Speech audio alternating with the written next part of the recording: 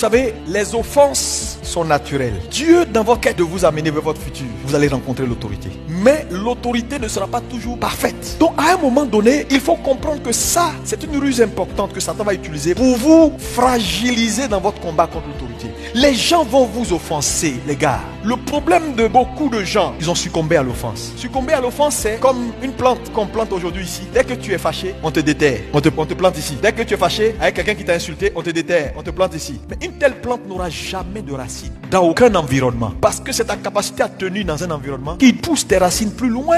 Mais sans racines, il n'y a pas d'auteur. C'est vrai qu'il peut y avoir des problèmes qui arrivent. Et Dieu utilise cela pour te relocaliser. Mais c'est des problèmes qui ne sont pas là matin, midi, soir. On ne passe pas sa vie à s'offenser. On s'en sortira pas. Dans le foyer, les offenses viendront. Dans la maison, les offenses viendront. Au travail, les offenses viendront. À l'église, les offenses vont se multiplier même. Parce que là où il y a des œuvres, ce sont ces choses-là qui sont là. Et je veux te dire, Dieu ne va pas régler ton problème sans te confronter à ce qui peut régler ton problème. Il y a des gens, il faut qu'on te choque pour que tu reviennes à la raison. Donc les gens s'offensent et puis ils tombent dans l'amertume. Donc ils sont assis dans l'église, le frère qui s'assied là, s'assoit au milieu. Après il est assis derrière, il est offensé, il est blessé. Et souvent ils ne disent rien. Et l'offense, elle finit par te conduire dans des étapes. Numéro 1, quand tu es offensé, tu vas avoir de l'amertume. Tu es blessé. Quand tu es blessé, tu vas être passif. Quand tu vois les gens entrer dans une zone de confort où ils sont passifs, moi je viens à l'église, je prends mon message, je m'en vais. Ils ont été blessés. Au lieu de traiter leurs problèmes, ils ne comprennent pas que Satan est en train de les faire bouger vers quelque chose qui va exécuter leur vie. Parce que l'amertume, les blessures intérieures, qu'elles ne sont pas réglées, frère, elles vont vous conduire. Et on a un cas école dans la Bible. Le cas école, c'est le cas de Absalom. De Samuel 13, verset 22. Absalom, fils de David, roi. Il avait plusieurs enfants. Et un jour, il y a eu un incident familial. Et Amnon, qui était l'un des fils de David,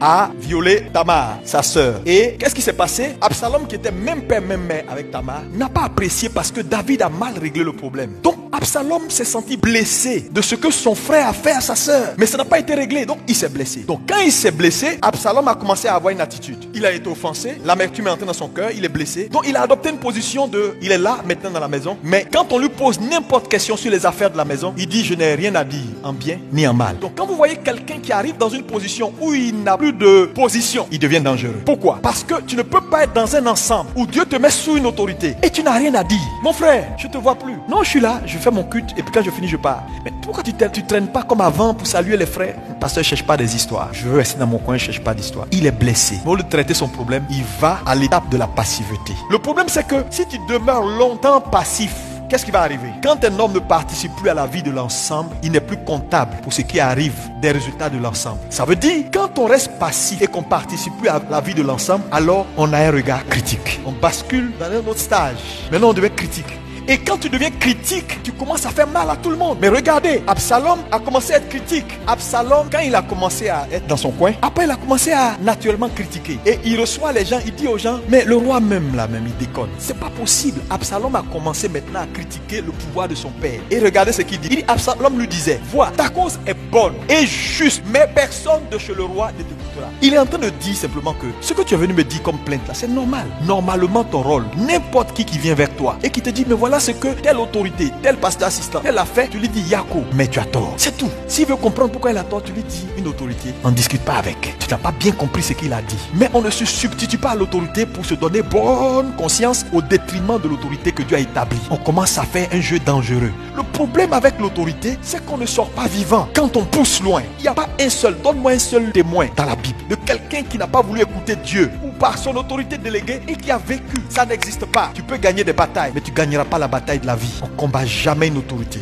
Regardez. Et il a fini où? Il a fini maintenant par, on casse l'assemblée, on va tuer Amnon. Il a tué son frère. Il est entré maintenant dans une rébellion ouverte. Ce qui était juste une offense. Les gars, ne vous laissez pas offenser partout ce qui se fait dans une église, dans votre travail. Soyez des hommes avec une carapace dure. Ce n'est pas tout dans la vie on prend faire affaire d'État.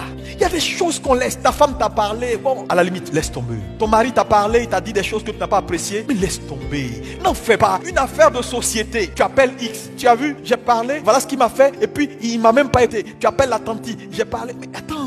une petite affaire devient une affaire d'État. Non! La plupart des gens que vous voyez qui ont 70 ans de mariage, 80 ans, ils sont encore ensemble là. Demandez-leur s'ils n'ont pas souffert. Demandez à la femme si elle n'a pas souffert. Dans la vie, il y a des choses qu'on peut avaler. Quand on sait qu'on peut gérer, il y a des éléments de base. Le monsieur là craint Dieu. Le monsieur est d'accord pour te respecter. Le monsieur est d'accord pour tenir sa maison. Aide-le à régler ses problèmes de... Il a été mal élevé, il a grandi dans cour commune, il respecte rien, il cache tout, il est nerveux. Ça là, on peut régler. Mais on casse pas une maison sur des choses qu'on peut régler. Et l'avenir des enfants, vous allez payer cash. Parce que ces enfants-là n'ont pas demandé à venir au monde. Quand vous les faites venir dans une maison, vous devez assurer la postérité. Par votre exemple de couple. Sinon, si vous les dérangez dans leur tête, vous allez voir ce qui va arriver. Gérez vos offenses. Une offense se gère. Quand quelqu'un t'offense, la première question, qui est la personne qui m'a offensé? Si tu trouves la bonne réponse, l'eau glacée va tomber sur toi. Parce que je vous dis, dans tous les cas, dans la vie, chacun son patron. Et quand Dieu met quelqu'un sur toi, il peut te parler. Jésus, à un moment donné, s'en va. Il y a une femme qui apparaît derrière elle, la femme syrophoénicienne, une grecque. Elle dit, Seigneur, elle lui donne des éloges. Regardez la réponse de Jésus. Il dit, je n'ai été envoyé qu'aux brebis perdues de la maison d'Israël. Elle poursuit. Il dit, je ne prendrai pas la nourriture des enfants pour donner aux chiens. Comment tu peux m'appeler moi chien? Moi qui t'ai honoré, qui t'ai appelé Seigneur, tu dis je suis chien? Elle n'a pas regardé à ça. Jésus l'a,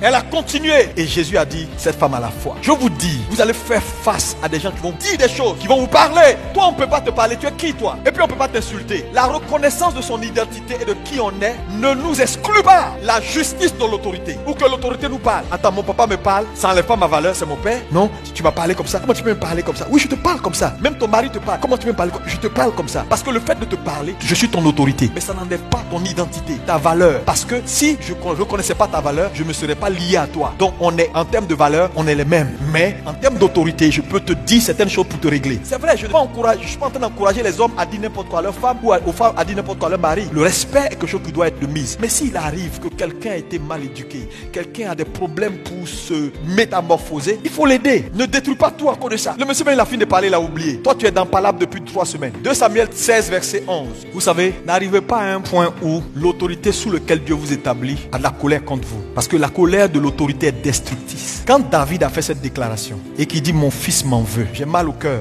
et je ne suis pas content pour ce qui arrive, ça n'a pas duré. Les gens ont poignardé Absalom, ils l'ont tué. Et toute personne qui devient une boîte de résonance des plaintes des gens, tu as un problème. Tout le monde va chez toi, c'est là-bas on dit je suis pas content. C'est là-bas on dit je suis fâché. Et toi tu es là. Et moi on a même mot. Tu as coupé le pan de la robe de ton père. Tu l'as pas poignardé mais tu as coupé le pan de sa robe. Tu as commencé à la rébellion.